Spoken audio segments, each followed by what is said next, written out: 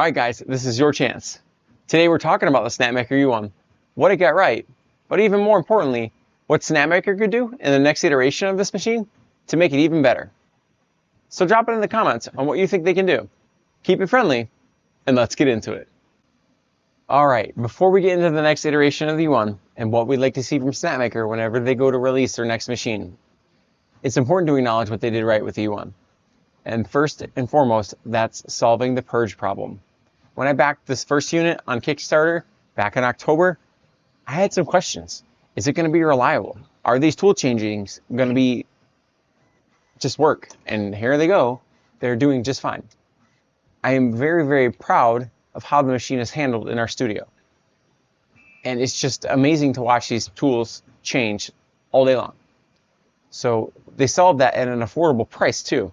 It's $1,000 for this machine now. Back then it was $799 because it was the lowest price. But now it's $1,000, and that's affordable for wasteless multicolor printing and multi-material too. This machine can handle PETG, TPU, and PLA just fine. TPU needs to be a little bit reworked on the side here, and you're going to use direct into the extruder, but it's able to do it. And some of those higher engineering materials, it can do it. You just got to do a few upgrades. So they solved the Purge problem at an affordable price. And that's important to acknowledge. So the next point I want to acknowledge is the actual tool swaps themselves. They are actually very efficient and very quick. 5 seconds or less, and it just keeps going and printing. You saw it right there. Click, click, click, and away it goes. Yes, the click is audible. Once we get a couple top hats in here, I'm sure that'll be much better. But it's just so reliable. This first machine, we've had it for 4 months. And there's a couple of anomalies that'll happen, but it's usually because cat hair gets on the connectors. So I clean it off, hit resume, and it picks it right back up. I'm just very impressed with the reliability of this machine. I'm really excited to do the 1-year review on this machine when it comes up and comes time to. That'll be sometime next January in 2027. So look out for that video when it gets here, because I will be doing it. But as of right now, 4 months, almost 5 months into this, it is just reliable and just works. So the next thing that I think Snapmaker did right with the U1 is the workflow so far. It's still pretty early, but it's simplistic right now, and it works. The user interface for the touchscreen, it works. I select my filament as I load it in. I usually select generic because there's not really anything other than Snapmaker filament or Polymaker right now. But I select it in there, I select the color, and then I do my tweaking in an Orca slicer. I select my Sunlu filament profile or one of my custom preset filament profiles in there, and I load it in when I load the file in. And it picks it up, and it's no problem. So it's simplistic, but it works. I fully expect over time Snapmaker is going to flush this out, but right now it works, and I'm happy with that. So overall, that's what Snapmaker has done exceedingly well with the Snapmaker U1. And I'm very, very happy with this machine. We're going to slowly phase into some more tool changes in 2026 and into 2027. But it's important to note that if Snapmaker wants to stay ahead, they need to plan for what's next. And here are the things that we think could be coming or should come with the next iteration of this machine. So for the next iteration of the U1, there are a few things that I'd like to see.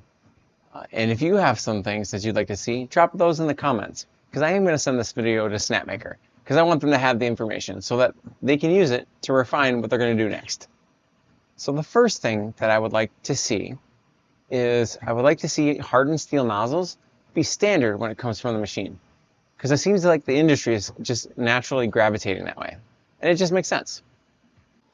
So the next thing I'd like to see Snapmaker do with this machine and the next iteration of it is take a page out of FlashForge's book and move these toolheads to the side and add an AMS style system to it for filament drying. That would be nice.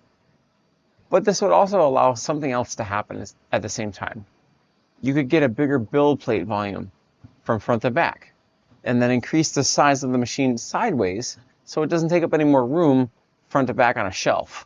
Because I think that's really, for at least us here in the studio, the limitation is shelf size.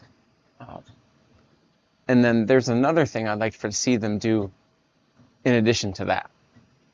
What I would also like to see them do is, with the 4 tool heads on this side, do another 4 on the other side. That'll give us 8 colors. 8 colors of multi-material.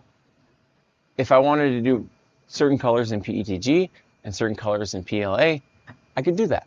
Or if I wanted to print with PETG on one side and TPU on the other side, that would be amazing. It just makes sense to me.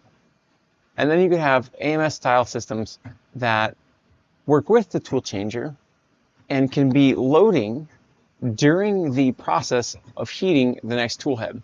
It just makes sense. It allows the machine to do multiple things at one time. And it would be great. And drop it in the comments if you agree or disagree.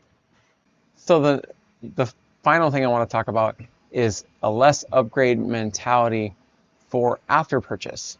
So if I want to print with something like ABS, ASA, I won't here in the studio because it needs great ventilation.